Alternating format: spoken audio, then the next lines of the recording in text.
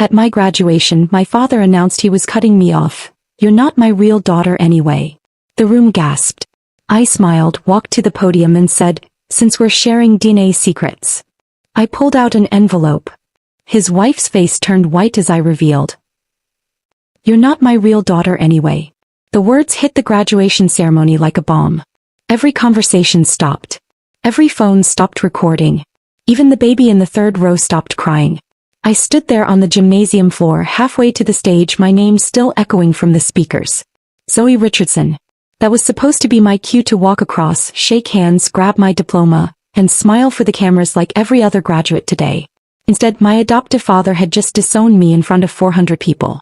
Before we continue with this explosive family drama, I want to thank you for joining me in sharing these powerful stories of standing up for yourself. If you believe everyone deserves respect and the truth should never be hidden, please consider subscribing. It's free and helps us reach more people who need to hear this. Now let's see how this unfolds. "I'm cutting you off, permanently," Ethan continued, his voice carrying across the dead-silent auditorium. He was standing in the fourth row, arms crossed like he was delivering a business presentation. No college fund. No family support. Nothing. The gasp started then. Whispered, "Oh my gods, and did he really just say that?" rippled through the crowd. I could see phones turning toward us, recording everything. Tomorrow this would be all over social media. The girl who got dumped by her dad at graduation. Except they had no idea what was really happening here.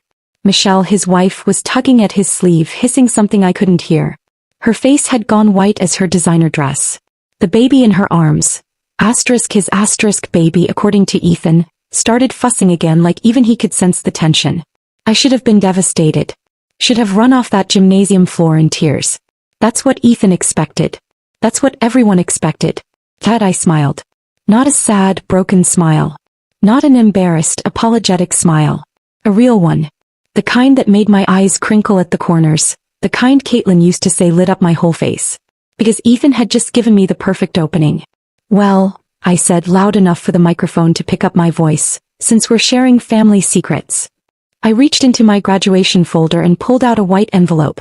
The same envelope I'd been carrying around for 3 weeks, waiting for exactly this moment. The same envelope that contained information that would destroy Ethan's perfect little world. The principal tried to wave me toward the diploma table, clearly wanting to move past this awkward interruption. But I wasn't done. Not even close. I walked to the podium instead. "Since Ethan wants to talk about DNA," I said, adjusting the microphone, "let me share something interesting about genetics."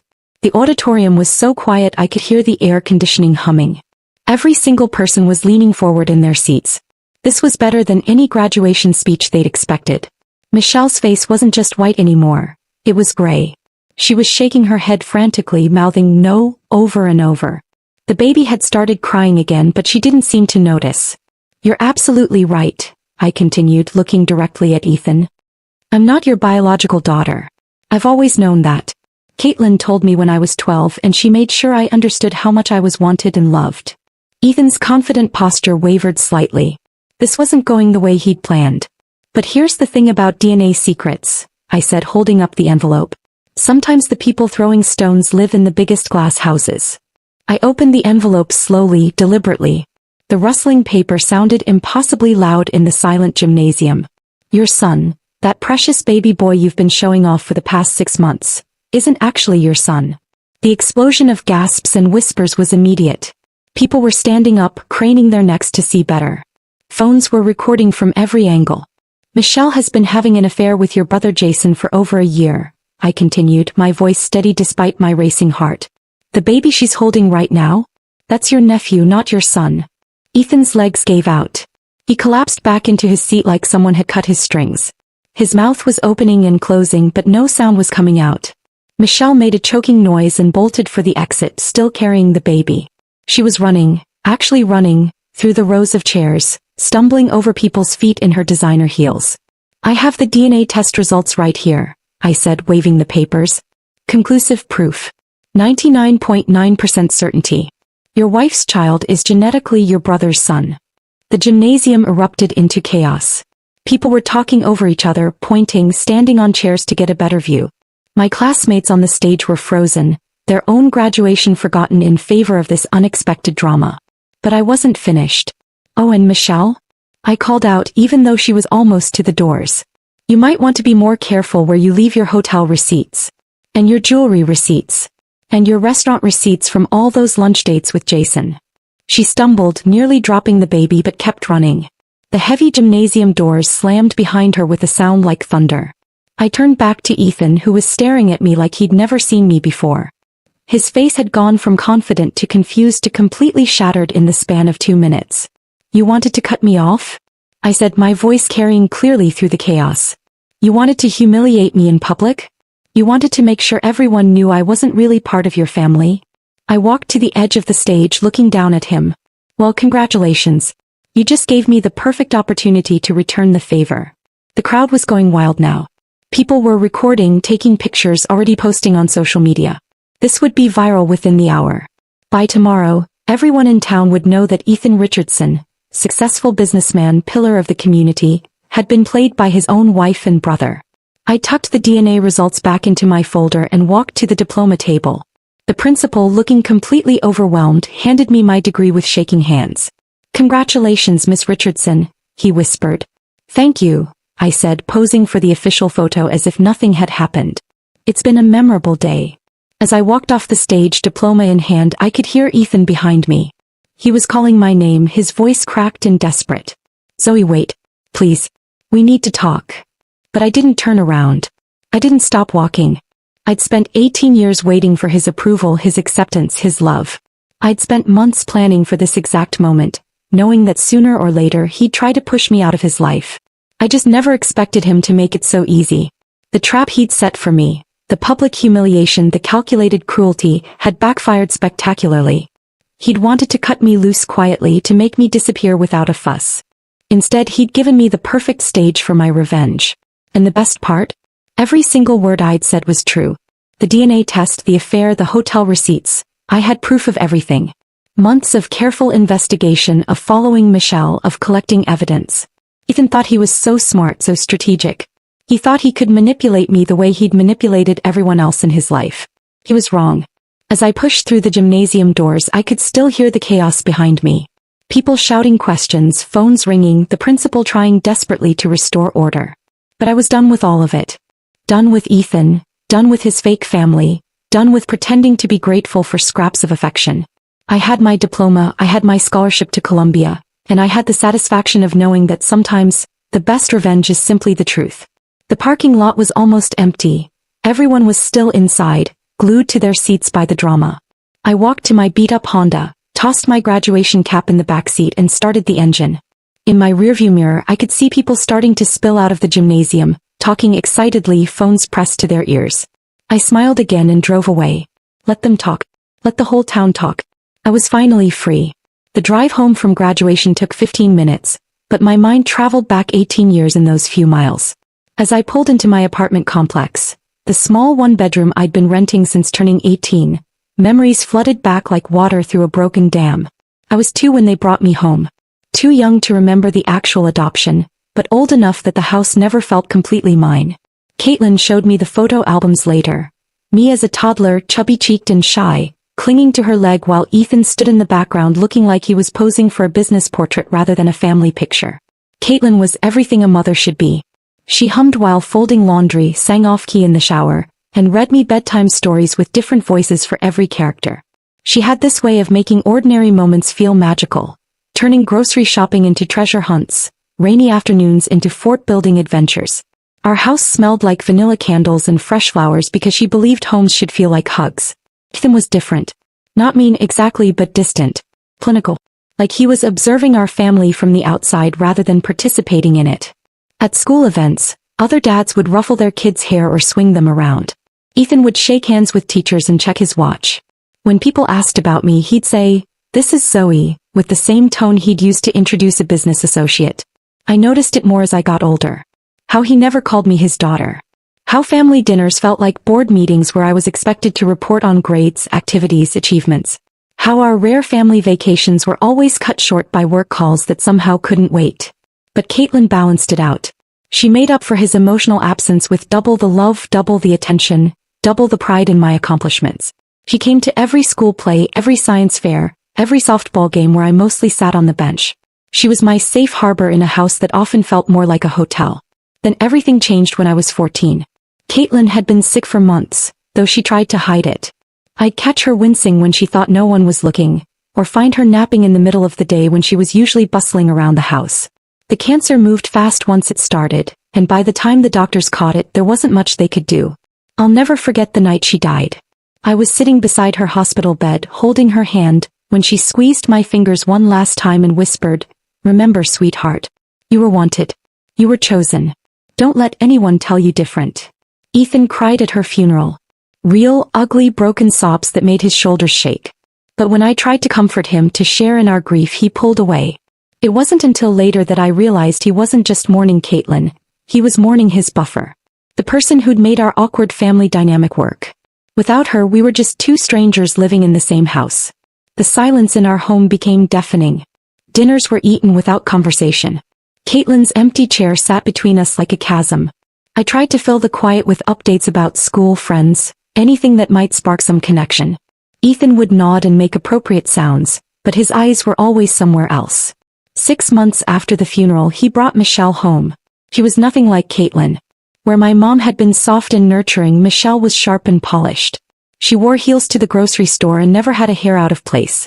Her laugh was too loud, her smile too perfect, her interest in me too obviously fake. "Oh, you must be the daughter," she'd gushed the first time we met, like I was some curious artifact rather than a grieving teenager. "Ethan's told me so much about you." He hadn't, of course. I could tell by the way she fumbled for details about my life, asking generic questions about school and hobbies like she was following a script. They married 8 months later. Small ceremony, just immediate family and a few business associates. I wore the black dress Caitlin had bought me for formal events, and Michelle made passive-aggressive comments about my gothic phase to anyone who'd listen. The house changed after Michelle moved in. Caitlin's vanilla candles were replaced with expensive diffusers that smelled like department stores. Her cozy reading nooks became stark display areas for Michelle's collection of crystal figurines. Even the family photos changed. Our pictures with Caitlin were quietly relocated to less prominent positions, replaced by professional portraits of Ethan and Michelle looking like they belonged in a magazine spread. Then came the pregnancy announcement. I was 16, sitting at the breakfast table with a bowl of cereal, when Michelle placed her hand on her still flat stomach and smiled that perfect smile. "We're going to have a baby," she announced like she was delivering news about the weather. Ethan's face lit up in a way I'd never seen before. Pure joy, genuine excitement, the kind of expression I'd spent years hoping to inspire. He swept Michelle into his arms, spinning her around the kitchen while she laughed and protested that he'd make her dizzy. I sat there, spoon halfway to my mouth, watching this display of happiness that had nothing to do with me. For the first time in my life, I truly understood that I was the outsider in this family. The placeholder.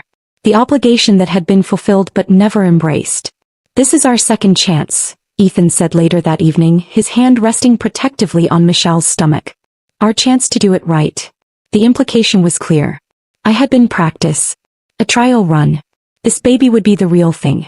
That's when I started pulling away. I spent more time at the library, staying until closing time and walking home through quiet neighborhoods where I could think. I got a part-time job at a local bookstore, partly for the money but mostly for the excuse to be somewhere else.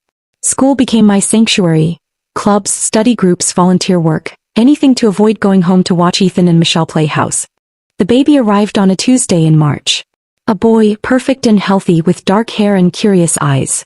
They named him Marcus and Ethan cried again, happy tears this time. He held his son like he was made of spun glass, whispering promises about all the things they'd do together, all the ways he'd be a good father. I watched from the hospital room doorway, invisible as always, and wondered if he'd ever held me that way when I was small. But it was during those late-night hospital visits that I first noticed something odd. Jason, Ethan's younger brother, seemed to spend an awful lot of time at the hospital. More time than most uncles anyway. He brought flowers, expensive gifts, and always managed to find excuses to hold the baby when Ethan wasn't around. I started paying closer attention after that. Jason owned a successful tech company and had never married, never had kids of his own. He was charming, wealthy, and had always been Michelle's favorite topic of conversation at family dinners. Too favorite, maybe. The pieces started fitting together slowly like a puzzle I didn't want to solve. Late-night phone calls that Michelle would end abruptly when someone entered the room. Shopping trips where she'd come home with bags from stores Jason had mentioned. The way she'd light up when his name came up in conversation, then quickly try to hide her reaction. 3 months after Marcus was born, I was supposed to be asleep when I heard Michelle talking on the phone in the kitchen. It was past midnight and she was whispering but sound carried in our old house. "I told Jason not to send gifts here anymore," she was saying. "Ethan's getting suspicious about how much attention you're paying to the baby." My blood turned to ice. I crept closer to the kitchen doorway, pressing myself against the wall to listen. "I know you want to be involved," Michelle continued, "but we have to be careful. At least until Marcus is older. Then maybe we can figure out how to tell him the truth about his real father." I didn't sleep that night. Or the next. I lay in bed staring at the ceiling, processing what I'd heard, trying to decide what to do with the information. Part of me wanted to march downstairs and confront them both. Part of me wanted to tell Ethan immediately. But another part of me, the part that had been watching and waiting and collecting slights for years, decided to be patient. To gather more evidence. To build a case that couldn't be denied or explained away. Because somewhere in the back of my mind a plan was already forming. A way to use this information when the time was right. When Ethan finally pushed me too far, when he made his inevitable move to cut me out of his life completely. I just had to wait for the perfect moment. As it turned out, graduation day was exactly that moment. That overheard phone call changed everything. Suddenly, I wasn't just a grieving teenager trying to navigate life with a distant stepmother. I was a detective living in my own home, watching for clues that would prove what I suspected. Michelle made it surprisingly easy. For someone having an affair, she was remarkably careless. Or maybe she just didn't think the quiet stepdaughter would notice anything. Either way, her behavior became a roadmap of deception once I knew what to look for. Take her Tuesday routine for instance. Every week, she'd announce over breakfast that she had a standing manicure appointment at the salon downtown. She'd leave at 10, dressed to perfection, and return around 2 with perfectly polished nails and shopping bags from expensive stores. But I started timing her trips and they never made sense.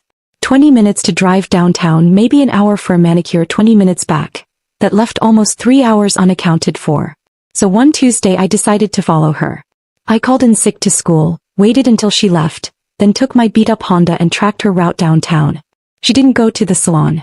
Instead, she pulled into the parking lot of the Marriott Hotel on 5th Street.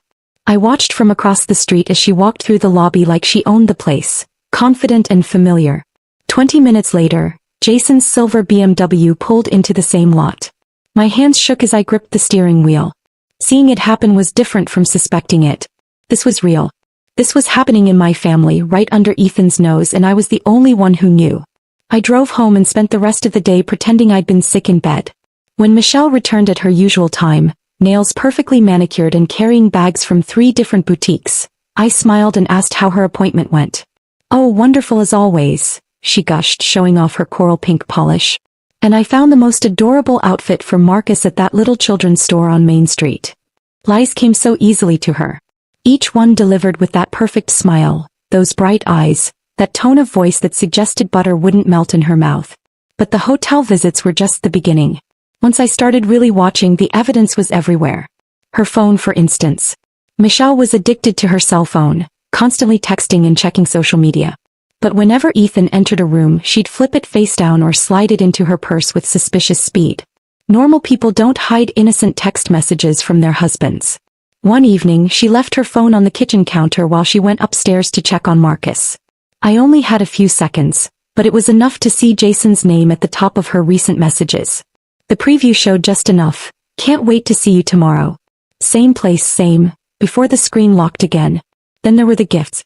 Michelle had suddenly developed expensive taste in jewelry, and Ethan, generous as he was trying to be as a new father, couldn't possibly afford everything she was wearing. The diamond earrings that appeared after her doctor's appointment. The gold bracelet she claimed was a surprise from Ethan, that I'd seen Jason give to Caitlin 3 years earlier. That bracelet was what convinced me this wasn't just an affair. It was a complete betrayal of Caitlin's memory. Jason had given it to my mother for her birthday, and she'd worn it constantly until she got too sick to care about jewelry. After the funeral, it had disappeared from her jewelry box. Now it was wrapped around Michelle's wrist like a trophy. The phone calls got bolder too. Late at night, when she thought everyone was asleep, I'd hear her whispering in the kitchen. Always hushed, always secretive, always ending abruptly if she heard footsteps. One night I crept downstairs and caught fragments through the door. Told you Ethan doesn't suspect anything. Just have to be patient until Marcus is older. No, it's hard, but we can't risk. I pressed myself against the wall, heart pounding, trying to catch every word. But Michelle was too careful, keeping her voice barely above a whisper. Still, I heard enough to know my suspicions were right. The most damning evidence came from an unexpected source. Marcus himself. Babies don't lie. They can't manipulate or pretend or put on performances. As Marcus grew from a newborn to an infant, his features became more distinct. And anyone with eyes could see he looked nothing like Ethan. Where Ethan had blue eyes and straight brown hair, Marcus had dark, almost black eyes and hair that curled at the edges. His hands were long and slender like Jason's. His smile was lopsided in exactly the same way as his uncle's. Even his laugh, a distinctive musical giggle, was pure Jason. But the real giveaway came when Marcus was about 4 months old. Michelle was bouncing him on her lap, making silly faces to make him laugh when she slipped. "Come on, little Jay," she cooed. "Smile for mommy." Not Marcus.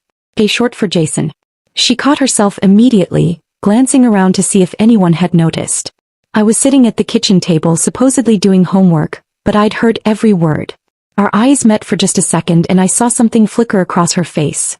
Fear maybe, or calculation. "I meant to say little guy," she said quickly, but her voice was too bright, too forced. That night I made my decision. Suspicions and overheard conversations weren't enough. If I was going to do anything with this information, I needed proof that couldn't be disputed or explained away. I needed science. Getting DNA samples was easier than I expected. Jason came for dinner the following Sunday as he did most weekends. While he was playing with Marcus in the living room, I collected a few strands of hair from the bathroom he'd used. Ethan's hair came from his brush in the master bedroom, easy enough to grab when Michelle was busy elsewhere. Marcus's sample was the trickiest, but babies are constantly drooling and putting things in their mouths. I waited until Michelle left a pacifier on the coffee table and quietly slipped it into a plastic bag. Finding a DNA testing lab that would work with a 17-year-old was harder. Most required parental consent or legal documentation. But I found a small private lab across town that asked fewer questions when I paid in cash and explained it was for a school science project. The technician, a tired-looking woman in her 50s, barely glanced at my samples. "Standard paternity test," she confirmed. "Results in 2 to 3 weeks. You'll get a call when they're ready." Those 3 weeks were torture. Every day I watched Michelle perform her charade of perfect wife and mother. I watched Ethan beam with pride over his son.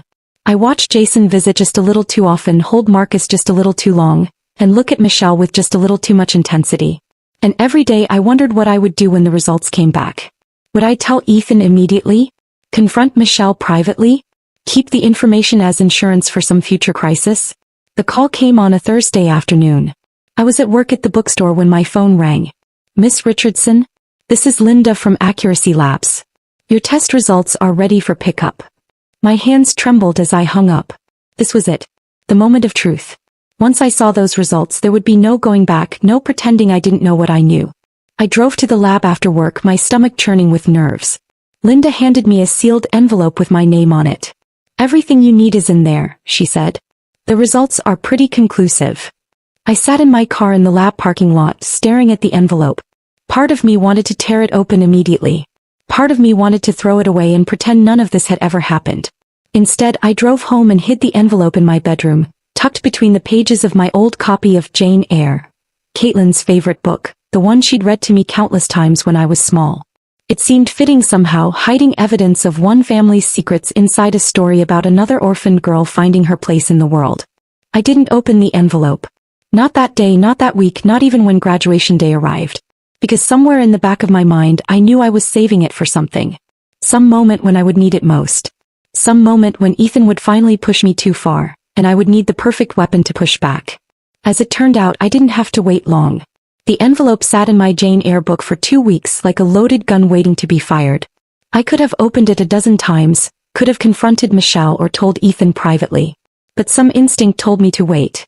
To let Ethan make the first move. That move came on graduation morning.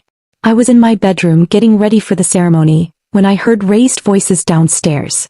Michelle's sharp tone cut through the walls. "You can't be serious about this, Ethan. She's your daughter."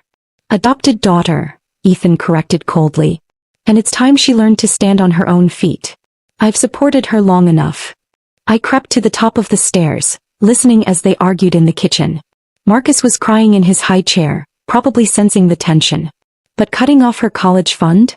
Michelle pressed. Today? At graduation. The timing is perfect, Ethan replied. Public. Final. No room for negotiation or emotional manipulation later. She needs to understand that she's not entitled to anything just because we gave her a roof over her head. My blood turned to ice. He'd been planning this. This wasn't a spontaneous moment of frustration. It was calculated. He wanted to humiliate me in front of everyone, to make sure I'd never have the courage to ask him for anything ever again. I dressed carefully that morning, choosing my best outfit, not for him but for me. If this was going to be my final performance as Ethan Richardson's daughter, I was going to look the part. I slipped the DNA results into my graduation folder, right next to my speech notes that I knew I'd never get to read. The drive to school was tense. Michelle kept glancing back at me in the rearview mirror, her usual bright chatter replaced by nervous silence. Ethan stared straight ahead, his jaw set in that way that meant his mind was made up. Marcus babbled happily in his car seat, the only innocent one among us. In the gymnasium I watched families claiming their seats, cameras ready, proud faces beaming. The Hendersons had brought balloons. The Patel family had made a banner. Normal families celebrating normal achievements. Ethan chose seats in the fourth row, close enough to be seen, far enough back to make an easy exit. He sat with his arms crossed, checking his phone repeatedly. Michelle bounced Marcus on her lap, her smile bright but brittle. She kept adjusting her sunglasses, though the lighting inside was dim. I found my place with the other graduates, my heart pounding with anticipation rather than nerves. Around me my classmates whispered excitedly about college plans and summer jobs. Jessica Chin was going to Stanford. Mike Rodriguez had landed an internship at Goldman Sachs. Everyone had futures mapped out, families supporting their dreams. The ceremony began with the principal's opening remarks, followed by the valedictorian's speech about new beginnings and endless possibilities. I barely heard the words. My focus was entirely on Ethan, watching for any sign of what was coming. When they started calling names alphabetically, the atmosphere in the gym became electric. Each graduate's moment was celebrated with cheers, applause, and camera flashes. Parents stood up, shouted encouragement, waved frantically. It was beautiful and heartwarming and everything graduation should be. Then came the R's. David Ramirez. Thunderous applause from a family of 8 who'd driven down from Chicago. Rebecca Reynolds. Her grandmother actually whistled through her fingers. Zoe Richardson. I stood up, smoothing my gown, and began the walk toward the stage. The gymnasium settled into that respectful quiet that accompanies each graduate's moment. This was supposed to be my time to shine, my moment of triumph after years of hard work. That's when Ethan stood up. Not to clap. Not to cheer. He rose from his seat like he was about to deliver a business presentation, his voice carrying clearly across the silent auditorium. You're not my real daughter anyway. The words hit like a physical blow. Every conversation stopped. Every phone that had been recording other graduates swiveled toward our section. Even the principal paused mid-gesture, unsure how to handle this unprecedented interruption. I'm cutting you off, permanently, Ethan continued, his voice steady and cold. No college fund. No family support. Nothing. You're 18 now. Time to learn what the real world is like. The gasp started immediately. Shocked whispers rippled through the crowd. I could see parents covering their children's ears, others reaching for their phones to record this unexpected drama. My classmates on stage stood frozen, their own celebration forgotten. Michelle was frantically tugging at Ethan's sleeve, her face pale with horror. Ethan, please, she hissed. Not here. Not like this. But he wasn't finished. She's not entitled to anything from this family. I've done my obligation. I've given her a home, an education, everything she needed to become independent. But she's not my blood and she never will be. The gymnasium had gone completely silent now. Even Marcus had stopped babbling, as if sensing the gravity of the moment. 400 people were witnessing my public disownment, and tomorrow it would be all over social media. I should have been devastated. Should have run from that gymnasium in tears. That's what Ethan expected. That's what everyone expected. Instead, I felt something I'd never experienced before, pure, crystalline clarity. This was my moment. Not the moment he'd planned for me, but the moment I'd been waiting for without knowing it. He'd just given me the perfect opening, the perfect stage, the perfect audience for what I was about to do. I walked to the podium instead of the diploma table. The principal tried to redirect me, but I shook my head gently. "I need to say something," I said, my voice carrying through the microphone. The auditorium was so quiet I could hear the air conditioning humming. Every single person was leaning forward, waiting to see how this would unfold. "Since we're sharing family secrets," I began, my voice steady despite my racing heart, "I think it's only fair that everyone knows the whole truth." I reached into my graduation folder and pulled out the envelope. The same envelope that had been waiting patiently in my Jane Eyre book for 2 weeks. The same envelope that contained the ammunition I needed to turn this humiliation into something else entirely. "You're absolutely right, Ethan," I continued, deliberately using his first name instead of calling him Dad. "I'm not your biological daughter. I've always known that. My mother, my real mother, Caitlin, told me the truth when I was old enough to understand it. She made sure I knew how wanted I was, how loved I was." Ethan's confident posture began to waver. This wasn't going according to his script. "But here's something you don't know about DNA and family secrets," I said, opening the envelope with deliberate slowness. "Your son, that precious baby boy you've been showing off for the past 6 months, isn't your biological child either." The explosion of gasps and whispers was immediate. People were standing up, craning their necks to see better. Phones were recording from every angle. "Michelle has been having an affair with your brother Jason for over a year," I announced, my voice carrying clearly through the chaos. "The baby she's holding right now? That's your nephew, not your son." Ethan's face went through a series of transformations. Confusion, disbelief, dawning horror. His leg seemed to give out and he collapsed back into his seat like someone had cut his strings. Michelle made a choking sound and bolted for the exit, still clutching Marcus. She was actually running through the rows of chairs, stumbling over people's feet in her designer heels. "I have the DNA test results right here," I continued, holding up the official papers. 99.9% certainty.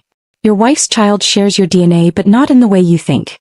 Jason is the biological father. The gymnasium erupted into complete chaos. People were talking over each other, pointing, standing on chairs to get a better view. My classmates on stage were frozen, their mouths hanging open. But I wasn't finished. I looked directly at the doors where Michelle had disappeared. "Oh, and Michelle, you might want to be more careful about where you leave your hotel receipts. And your jewelry receipts. And your lunch receipts from all those romantic dates with Jason." The heavy doors had already slammed shut behind her, but I knew she'd heard me. Everyone had heard me. I turned back to Ethan, who was staring at me like he'd never seen me before. His face had gone from confident to shattered in the span of 3 minutes. "You wanted to cut me off?" I said, my voice still carrying through the microphone. "You wanted to humiliate me in public? You wanted to make sure everyone knew I wasn't really part of your family?" I walked to the edge of the stage, looking down at him. "Well, congratulations. You just gave me the perfect opportunity to return the favor." I walked off that stage and straight out of the gymnasium, leaving behind a crowd still buzzing with shock and excitement. The parking lot felt surreal after the chaos inside. Quiet, peaceful, like stepping into a different world. I sat in my Honda for a moment, hands trembling slightly as the adrenaline began to wear off. My phone started buzzing immediately. Text after text, call after call. Classmates, friends, even people I barely knew were reaching out, wanting to know if what they'd witnessed was real. I turned the phone off and drove home in silence. By the time I got to my apartment, the story was already spreading beyond the gymnasium walls. Someone had live-streamed the entire confrontation on social media. Within hours, the video had thousands of views, comments, and shares. The headlines started appearing on local news websites. Graduation shocker. Student exposes family's dark secret, and DNA drama at high school ceremony. I watched it all unfold from my laptop, feeling strangely disconnected from the chaos I'd created. The girl in the video, confident, composed, delivering devastating news with surgical precision, barely felt like me. But there I was, watching myself destroy a family in real time. The media attention escalated quickly. Local news stations picked up the story, then regional ones. By Wednesday, I was getting calls from talk show producers and magazine writers. Everyone wanted an interview, wanted to know more about the graduation revenge that had captured the internet's attention. I ignored them all. What I couldn't ignore was the fallout for the people involved. Michelle had vanished completely. Neighbors reported seeing her load suitcases into her car the night after graduation, Marcus strapped into his car seat, and drive away without a word to anyone. Her social media accounts disappeared overnight. The perfect family life she'd curated so carefully was gone as if it had never existed. Jason's response was predictable: denial followed by damage control. He hired a lawyer and released a statement claiming the DNA test was fabricated, that this was all an elaborate hoax by a disturbed teenager seeking attention. But the evidence was too solid, too public. His business partners started asking uncomfortable questions. His carefully maintained reputation as a successful bachelor was crumbling. Ethan's reaction was the most dramatic. Within 48 hours of graduation, he'd filed for divorce and hired a private investigator to track down every detail of Michelle and Jason's affair. The investigator found hotel receipts going back 14 months, credit card charges for expensive dinners, even airline tickets for weekend getaways Ethan had never known about. The revelation that his marriage was a complete sham, that his brother had betrayed him, that the child he'd been so proud of wasn't his. It broke something fundamental in him. Neighbors told reporters they'd seen him pacing his backyard at 3 a.m, talking to himself. His business colleagues whispered about erratic behavior, missed meetings, decisions that made no sense. I felt no satisfaction watching his world crumble. If anything, I felt hollow. The revenge I'd planned so carefully had worked perfectly, but victory tasted like ash in my mouth. A week after graduation, I was coming home from my job at the bookstore when I found him sitting on the steps outside my apartment building. He looked like he'd aged 10 years in 7 days. His usually immaculate hair was disheveled, his expensive suit wrinkled, his eyes red-rimmed and haunted. "Zoe," he said, standing up as I approached. His voice was barely above a whisper. "Can we talk?" I almost said no. Almost walked past him into my building and locked the door behind me. But something in his posture, the way his shoulders slumped, the way his hands shook slightly, made me pause. 5 minutes, I said. We sat on a bench in the small courtyard behind my building. For a long moment neither of us spoke. A jogger passed by, headphones in, oblivious to the drama playing out on a random Wednesday evening. "You were right to expose it," Ethan finally said. His voice cracked on the words. "I just wish I had protected you sooner. I wish I had been the father you deserved instead of the coward I was." I'd imagined this conversation 100 times, pictured myself cold and triumphant, maybe even cruel. But sitting there beside this broken man who'd raised me for 16 years, all I felt was tired. "For the first time in my life," he continued, "I see guilt in my own reflection. Not shame, not disappointment, guilt. Real honest guilt for how I treated you. For how I let Michelle treat you. For how I stood by and watched Jason manipulate all of us." He reached into his jacket and pulled out an envelope, smaller than the one I'd carried to graduation, yellowed with age. "Caitlin left this for you.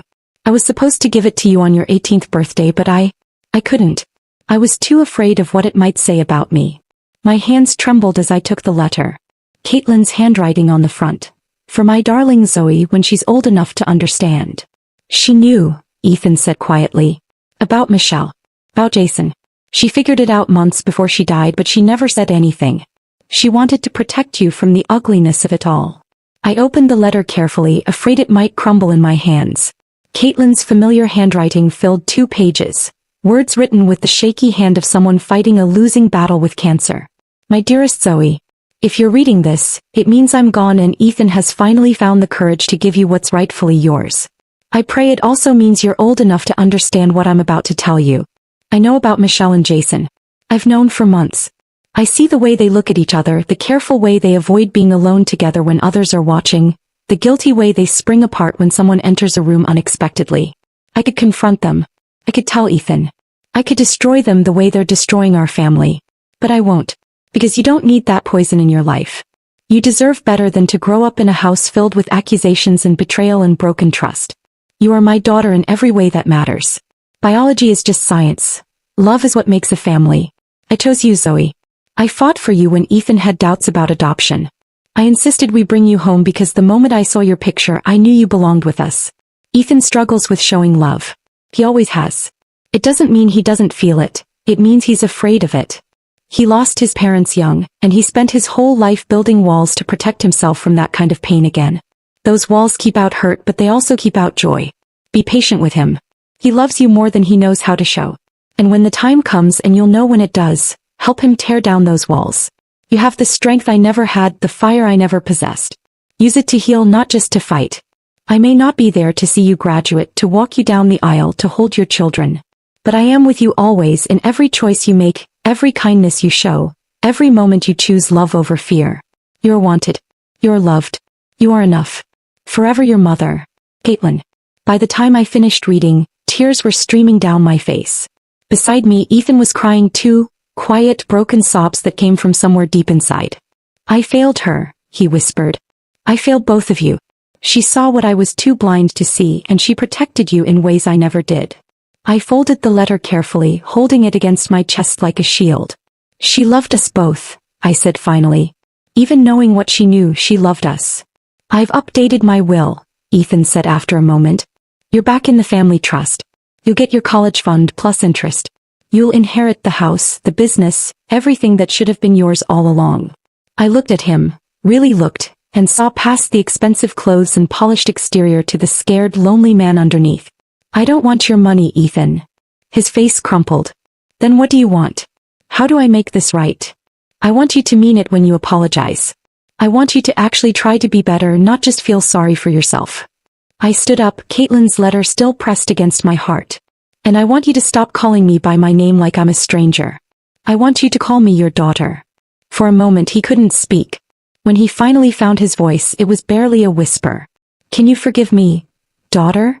The word hung between us like a bridge being built across years of silence and pain. I thought about holding on to my anger, about making him suffer the way I'd suffered.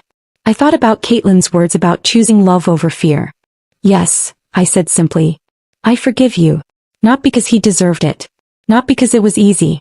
But because holding on to pain was just another way of staying trapped in the past. Letting go wasn't about him. It was about me. It was about choosing the kind of person I wanted to be. As I walked toward my apartment building, I heard him behind me, his voice broken but hopeful. Thank you, Zoe. Thank you for giving me a chance to be better. I didn't turn around, but I smiled. For the first time in years, the future felt full of possibilities instead of limitations. The lies were finally over. The truth had set us all free. The apartment felt different after that conversation with Ethan. Not bigger, not smaller. Just lighter somehow, like a weight I'd been carrying without realizing it had finally been lifted. I stood at my window that night looking out at the city lights, and for the first time in my life I felt truly free. Free to make choices based on what I wanted, not what I thought would earn someone's approval. Free to define myself by my own actions rather than someone else's acceptance or rejection. Free to be Zoe, not the adopted daughter, not the replacement child, not the obligation that had been fulfilled, just me. The decision to move out of Ethan's house came naturally after that. He'd offered to let me stay, had even suggested we could start fresh under the same roof. But I knew better. Healing required space and growth required independence. I needed to prove to myself that I could build a life entirely on my own terms. Packing my belongings took only a few hours. 18 years of life fit into 6 cardboard boxes and 2 suitcases. Most of my possessions were books. Novels Caitlin had given me, textbooks from high school, journals I'd kept during the loneliest years. The rest was just clothes and a few photos of Caitlin and me. As I was cleaning out my desk drawer, I found something I'd forgotten about. A small wooden box Caitlin had given me for my 13th birthday. Inside were keepsakes from my childhood. My first library card, a pressed flower from our garden, a note she'd written when I lost my first tooth. At the bottom of the box was something that made my breath catch. A folded piece of paper in Caitlin's handwriting. It was a list titled Why We Chose Zoe, written in blue ink that had faded over the years. She has curious eyes, always watching, always learning. Her smile lights up the entire room. She's gentle with the neighbor's cat. She arranged her toys by color without being asked. Organized mind. She said, thank you, to the social worker 3 times. She reminds me of myself at that age. Quiet but strong. She needs us as much as we need her. Below the list in different ink she'd added, Ethan finally held her tonight. Really held her. I think he's falling in love too. I sat on my empty bed holding that piece of paper and cried for everything we'd lost and everything we'd found. Caitlin had fought for me before I even knew what fighting meant. She'd seen potential in a shy 2-year-old and decided to build a life around nurturing it. Moving into my own place, a small but sunny studio apartment near campus, felt like stepping into my real life for the first time. I arranged my books on floating shelves, hung photos of Caitlin and me on the walls, and created a space that was entirely mine. No designer touches, no expensive furniture, no pressure to maintain someone else's idea of perfection. The morning after I moved in, I was unpacking the last box when I found Caitlin's journals. I'd rescued them from her bedroom after she died, but I'd never been able to read them. The grief had been too fresh, the loss too overwhelming. Now, sitting cross-legged on my new apartment floor, I opened the first one. March 15th, met with the adoption agency today. They showed us photos of available children. There was one little girl, 2 years old, dark hair, serious eyes. Something about her just spoke to me. Ethan thinks we should consider the infant options, but I keep coming back to her photo. She's been in 3 foster homes already. She needs stability, needs someone to choose her and mean it. March 22nd, Ethan's coming around to the idea. I think he's scared of bonding with an older child, afraid she won't accept us. I told him love isn't something you force. It's something you create, day by day, choice by choice. April 3rd, we're approved. They're arranging visits next week. I can't sleep. I keep thinking about this little person who's about to become part of our family. I bought her a stuffed elephant today, something soft to hold during the transition. Page after page chronicled their journey to me and my journey to them. Caitlin wrote about the first time I laughed in their house, the night I had a fever and let her hold me, the morning I called her Mama for the first time. June 12th, Zoe's been with us 2 months now.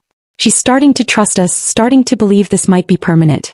Tonight she brought me her blanket when I was sad about my sister's cancer diagnosis. Such a tender heart in such a small person. September 8th, first day of preschool. Zoe was nervous but brave. She held my hand all the way to the classroom, then squared her shoulders and walked in like she owned the place. Ethan said she gets that determination from me. I hope so.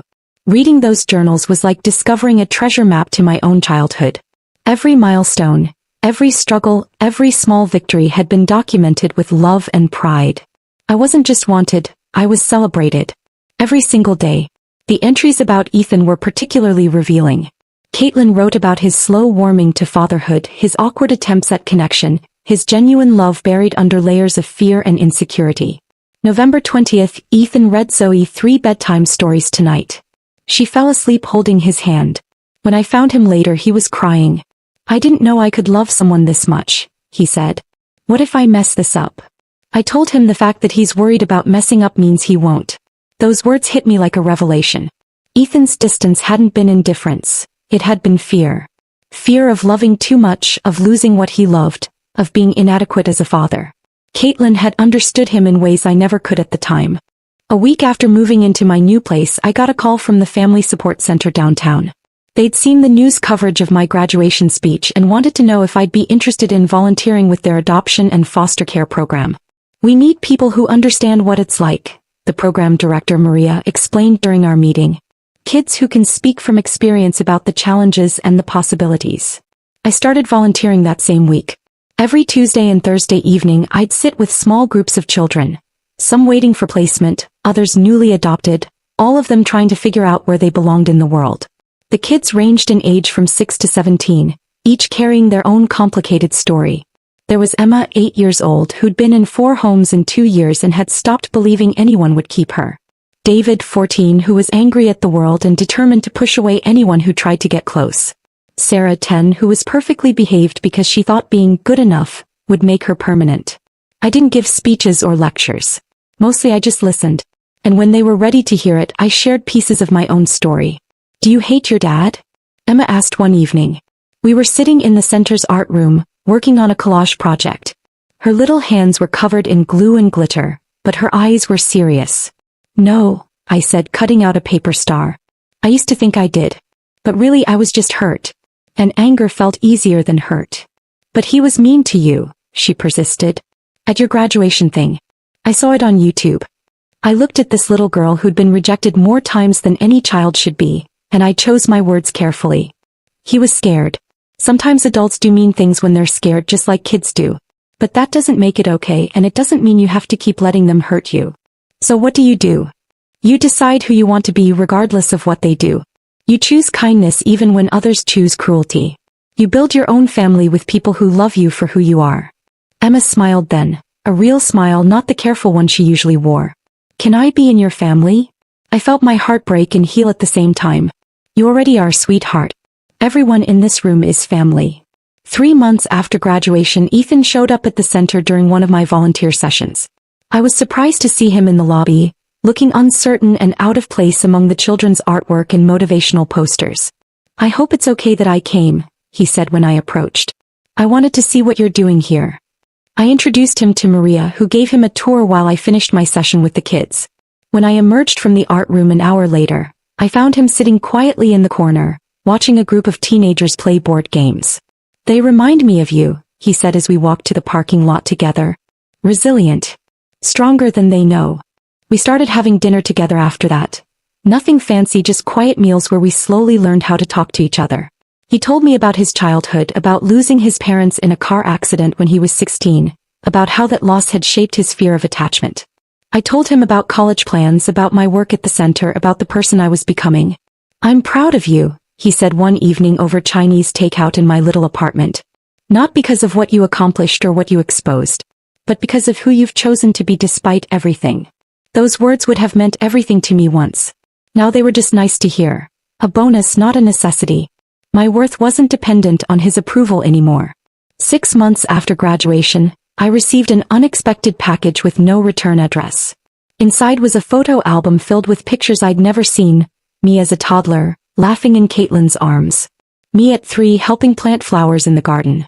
Me at 5, dressed as a princess for Halloween, standing between Caitlin and Ethan like I owned the world. On the last page was a note in handwriting I didn't recognize. Asterisk, your mother kept these in her bedside table. She looked at them every night before she went to sleep. She wanted you to know how much joy you brought to her life. A friend, asterisk. I never found out who sent that album, but I didn't need to. It was enough to know that Caitlin's love for me had been so evident that even strangers could see it. Standing in my apartment that day, surrounded by the life I'd built entirely on my own terms, I finally understood what freedom really meant.